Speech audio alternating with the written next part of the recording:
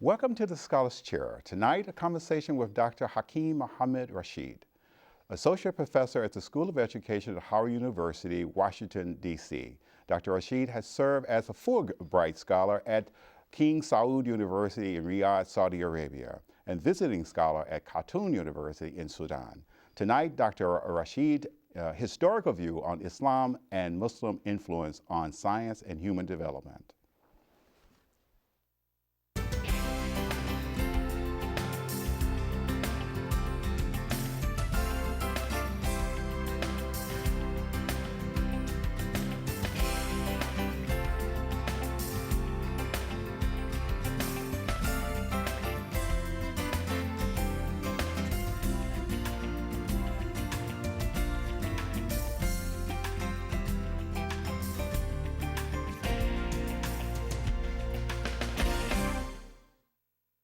Welcome, Dr. Rashid, to the Scholars Chair. You've written a paper called the Islam and Muslim Influence on the Science of Human Development. Why did you write the paper? Well, Brother Khalil, I wrote that paper as to kind of build on a paper that I had written a number of years ago called Human Development Theory, Islamic versus Western Perspectives. It was published in the Muslim Educational Quarterly back in the early 90s, and I hadn't really had a chance to revisit some of the themes that I had tried to flesh out in that paper. Mm-hmm.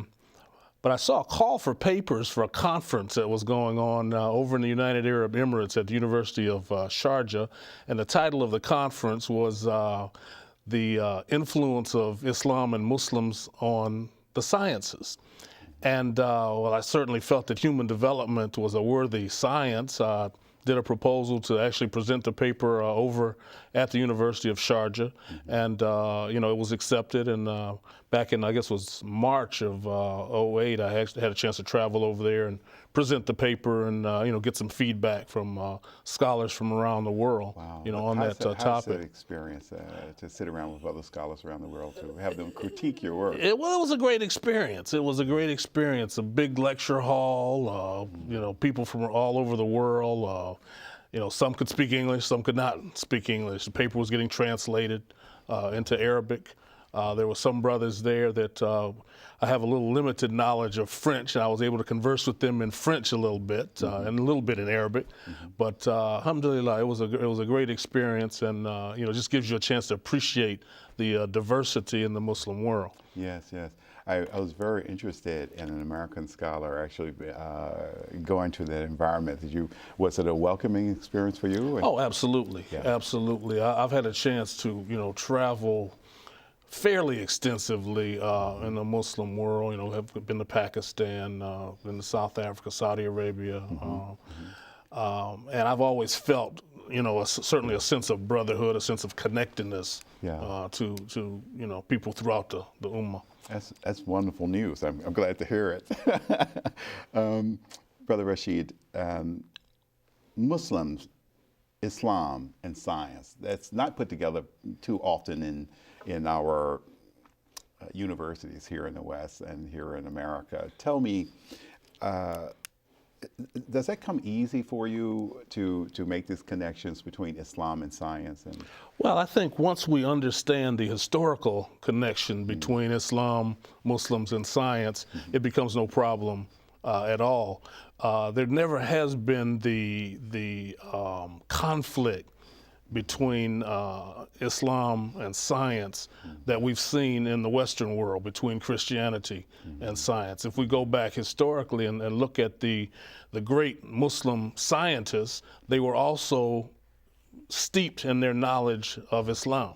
So they never saw it as in any way any kind of conflict. I think it's important for us here in the West to recognize that and to build upon that legacy. Not feel a need to have to justify, our, in a sense, blending our interests in Islam or religion and science, but recognize that we're building upon a great legacy that basically brought Europe out of the Dark Ages. I quite agree. There are some scholars who say that Galileo would have been very comfortable in the Muslim world. Absolutely. Instead of being ostracized by the Catholic Church. You know, it's interesting. This paper is very interesting. The audience that you wrote the paper for was primarily Muslim scholars from around the world, you said? Right, right. I wanted to address this whole issue of the emerging field of human development. Human development itself is a relatively recent social science. It doesn't go back as far as its, in a sense, its constituent sciences, psychology, sociology, anthropology. But what's happening is that Western social scientists are recognizing that those disciplines just don't really provide an adequate conceptualization of the development of the human being. So even as far back as the mid-50s, we begin to see Western scholars, provide critiques of their disciplines that allowed them to look at the whole area of human development from a much broader perspective. What is the adjective, the acting adjective in Western thought? What is that? What is that? I mean, we know Western is a geography, but what is the underlying? Well, I think we can talk about worldviews. Right. We can talk about a Western worldview that emerges out of European culture, European philosophy, a worldview that traces itself back to the Greeks, the Romans, that sees them as their the kind of intellectual foundation, philosophical foundation for what has come since then. I think we can contrast that with an Islamic worldview that is certainly rooted in the Quran and the Sunnah, that is rooted in the Islamic sciences, and ultimately those produce different views of the human being. So I think that when we talk about kind of an Islamization process of this field of human development, what we're talking about is going back to the Islamic source of this perspective on the development of the human being. Interesting. Give me a working definition of human development. How do you define it? I think in a nutshell, growth and maturation from birth to death, the cradle to the grave. Human beings, undergo a process. They grow, they mature, and I think that's what in a sense, the science of human development is all about. There are aspects of it that deal more with children, with adolescents. Now we see much more interest in adulthood and gerontology as an aspect of human development. As the population ages, people are getting older. We see a much more of an interest in what's going on with the post-50, post-60 population. Some of us are moving into that. Have moved into it. That's exactly right. All right. On the show, we have had scholars from all disciplines and from many disciplines, not all of them, of course, but we do get occasional secular humanists that sit here and say to us as theists that our worldview is askew because we're not being objective in our approach to knowledge, right? And I was very curious about your position of that. The major issue is that religion and science are two different fields altogether. One leaning towards faith, other is leaning towards rational thought, supposedly. So give me your view. Are they always separate, and is it necessary to keep them separate? Well, I don't think they're incompatible at all. You'll find so-called Western scholars who still have faith in a supreme being. I mean, there are physicists who believe that there is a creator.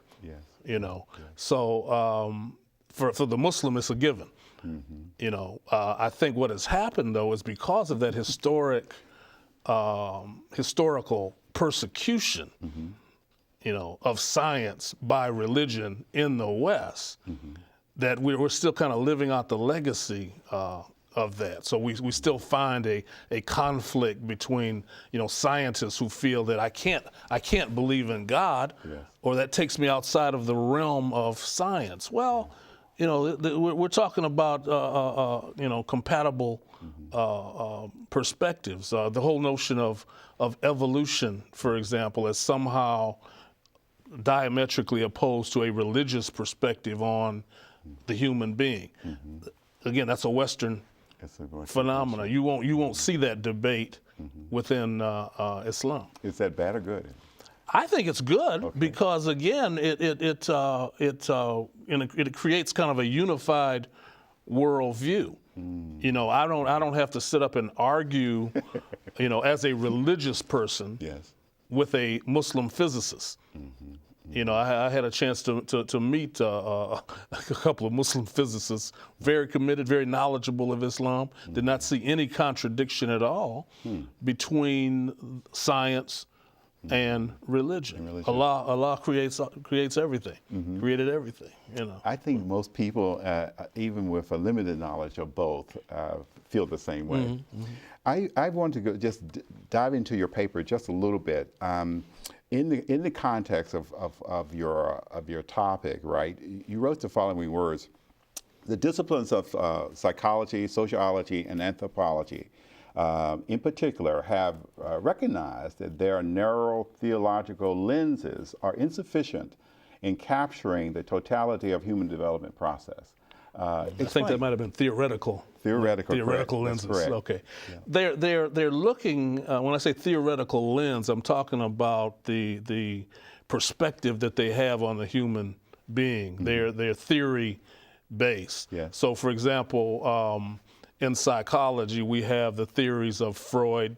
We have the behaviorist theory. Well, each of them is taking a very narrow segment of the phenomena of the human being and trying to answer all of the major questions. Yeah. And in the case of Freud and even the other Western scientists, social scientists, they've been so heavily influenced by the context of the time that they did their work. Freud's theories were based on his work with neurotic housewives from the upper class of Vienna, Austria, in the late 1800s. And he based a whole theory of human development on his work with that narrow group of people. Yeah.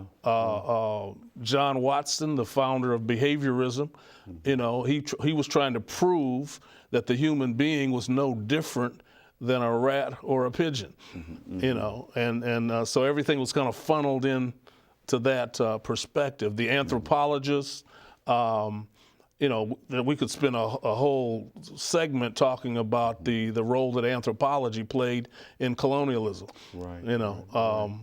And so again, these social sciences have been very narrow in their perspective, and the practitioners themselves have recognized. So that's why we end up with a field like social psychology, for example. The psychologists recognizing that they don't. There's not enough there to account for the interaction between the human being and his or her social group. So we have social psychology. We have the anthropology of education, for example. Anthropology looking at what goes on in educational settings, but again, typically from a very narrow kind of lens. I think that again, as we look back on the influence of Muslim scholars, again, what we find if we go back and look at Al-Biruni, for example, considered the father of anthropology. Yes. Well, Al-Biruni was also an astronomer. He had many contributions in science, knew multiple languages, and so as he began to look at culture, he could do it from a highly informed kind of perspective. Ibn Khaldun, his life reads like a novel. I mean, he's known for his history, Muqaddimah. Yes. But at the same time, if you look at what he did prior to writing that, I mean, he was involved in all kinds of political issues of his time, yes. and Yes. did a lot more than the scholarship. Yes, there seems to be no limit to their curiosity and Absolutely. investigation, and Absolutely. they felt free because of the religion. That's one That's God, right. one That's creation, right. one humanity. That's right. One knowledge. And for they that had no matter. problem acknowledging that in their work. Yes, I think that's very true. Who is Ghazali? Well, Ghazali was I don't even want to say he was a psychologist. He was certainly a scholar, an Islamic scholar, Muslim scholar. And his writings, really spoke to the spiritual side of the human being. So what we find is that, there was no, conflict between his notions of the self, of the spirit, of the soul. He took everything back to Allah subhanahu wa ta'ala. Yeah.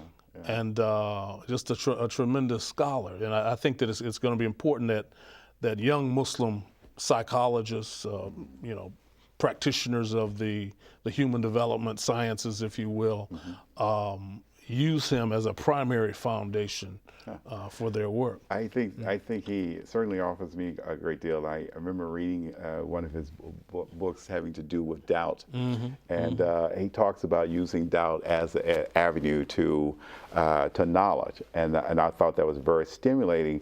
But what was more interesting, it was done about 100 years prior to Rene Descartes, who started talking about think therefore I am. Think therefore I am. Yeah.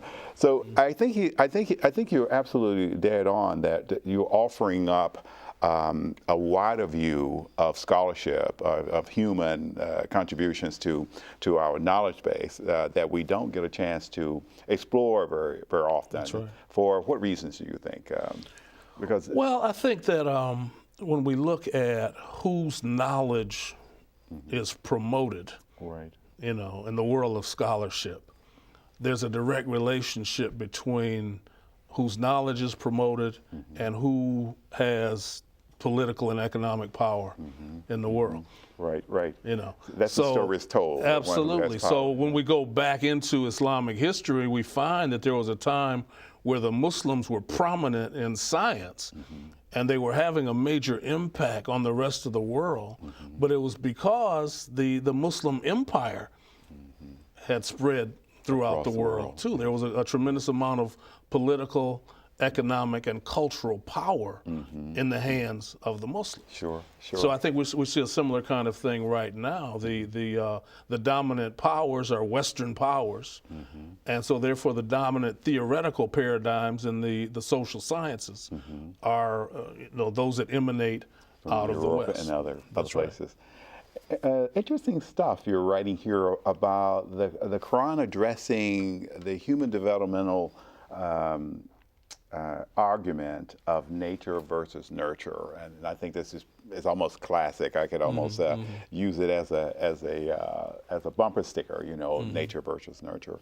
Tell me a little bit about those two disciplines, just a little bit, and explain to me further. Give me further explanation on how the Quran does that. Well, I think that when as Muslims we're taught that the child is born in a state of fitra, in a natural state. And then it's his or her parents, the environment, that transforms them into something else. Yeah. That tells us right there that nature and nurture are working together. Yes.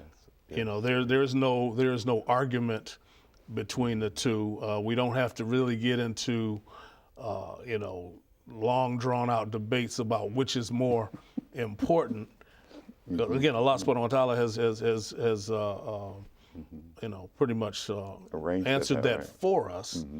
It's just a matter of us building on that. So again, I think the perspective is clear. That both are at work, that both are important, that there is a natural state that the child is in, but at the same time, there is an environment that can either reinforce that natural state or take the child out of that natural state. Interesting. I want to know from you that you're an educator. You have to educate the college students every day. Does the Quran inform you on how to do that job better, or? Well, I would say it informs me in the sense that it lays a foundation for my perspective. You know, I'm not in a situation where I can go in and teach the Quran, but at the same time, if the occasion arises, I may make reference to the Quran. I may make reference to Islamic history or an Islamic perspective, a religious perspective, a Christian perspective. Sure. You know, but again, my base is Islam. You know, that's my frame of reference. You know. What is psychoeducation? Oh, that department that I'm in, human development and psychoeducational studies. Well, it's a term that kind of blends the study of psychology in the field of education. Some might call it educational psychology, for example, but the psychology of education, psychology applied to educational settings. So in our department, you know, we train all of the school psychologists, the counseling psychologists, the educational psychologists, and then we also have an undergraduate major in human development. So you're blending these two disciplines, essentially. Right. I'm very curious about your working definition of education. I remember talking to Dr. Fenwick about this, and she told me that was very philosophical. It is. I mean, you know, we can talk about education, you know, meaning the drawing out of the human potential.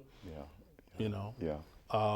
We can talk about it from again, almost a more philosophical position in terms of types of education. You know, if you're familiar with Paulo Freire's book, The Pedagogy of the Oppressed, you know, he talks about banking education versus dialogical education. You know, a banking education where the educator feels like he or she has to deposit knowledge into the head of the student, you know, and then draw it out at test time, you know, as opposed to a more dialogical approach that says we're in this together. Let's dialogue about, you know, solutions and perspectives, and through that dialogue process, we both grow and develop. So the educator, you know, becomes, you know, more of a guide. Sure. You know. Are the one preferable?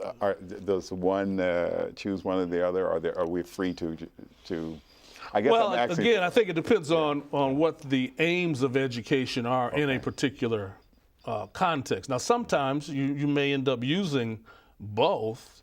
I mean, there are going to be times, obviously, when a professor or a teacher is going to lecture and give students information. You know, but I think the problem becomes when that becomes the only way of delivering information, and you see that as synonymous with education. You know, but again, if you're going to engage students in dialogue about real world issues, you know, what's going on out in the world, what can be done to solve these problems, what is your perspective, what are you interested in learning? You know, I think one of the big problems we have in schools today is that the students are bored. No, they don't see any relevance between, you know, what they're learning and ultimately what's going to happen to them. And that's why in a place like Washington, D.C., you have almost a 50% high school dropout rate. Wow. You know. That's interesting. You know, you talk about Ghazali in very glowing terms, but in contrast to Freud. And I was curious about one statement you wrote in your paper. Ghazali recognizes the inner struggle of the human being as an ongoing conflict between the soul and the more temporal bound elements of the human psyche. Could you expand on that idea? Well, first of all, Freud would never acknowledge the existence of a soul, because a soul is a religious concept. You know, so we can talk about a soul being attached to or having a relationship with the Creator. Right. Freud was an atheist. Freud was an atheist. So when he talks about the id, the ego, and the superego as elements of the psyche, that's all there is for him. I see. It doesn't go any further for him, you know. But again, if when you're talking about you know, an Islamic perspective, you know, the various elements of the soul, you know, the soul being created by Allah subhanahu wa ta'ala, you know, then you're talking about something completely different. And I think I made reference to, for example, when Malik Badri, you know, talked about the whole notion of contemplation. Right. You know, he said you know, you can't even really, I think tafakkur is the Arabic word. He said you can't really translate that into English adequately and get the same kind of meaning. You know, just like you can't discuss someone like Freud in religious terms. Gotcha. Right. One of my greatest opportunities for debate when I was in Sudan was a young Muslim psychiatrist who thoroughly believed in Freud. And I just thought it was extremely ironic. There I was, the American in Khartoum, you know, debating with the Sudanese brother about the merits, or I call them the demerits, of Sigmund, who we call Sigmund Freud. But he couldn't, you know, and you know, he had separated Islam from psychology. Yes. Devout Muslim.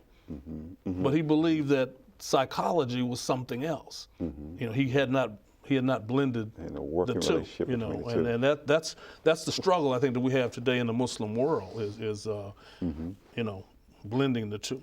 This seems to be the legacy of the secular humanist paradigm that we have embraced around the world. And I think that when you refer to Western thought, I think at the bottom is this problem of secular humanism and the philosophy that genders. Absolutely. And the way they organize knowledge. I think that the Quran asks us to organize it differently, and that is that first put your object first and the service of that of everything to it. Absolutely. So I quite agree with you. But tell me a little bit about your notions of secularism and atheism schools of thoughts, kind of exhausting themselves in modern times. Well, you know, back in I guess when I was in Saudi Arabia, I did a talk, and the title of that talk was, "Can One Be Secular and Muslim?" And my answer was did you get no. thrown out of the back? You know, I went on to elaborate that, but the whole notion of secularism and secularization, the goal is to remove religion from the discourse.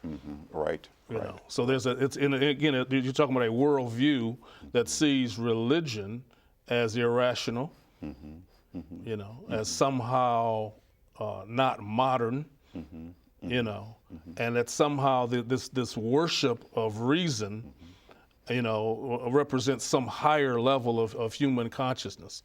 Yes. I would love to have heard that talk, because we get secular humanists on the Scholars Chair quite often. And Dr. Rashid, thank you very much for coming. You have informed us on a lot of aspects that we will not get in the educational area that we're in.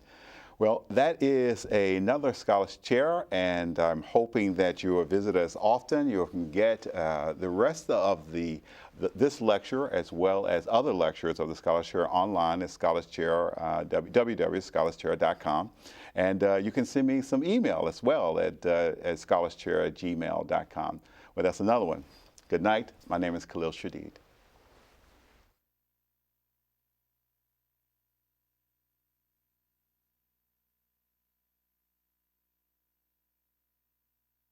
رؤوسكم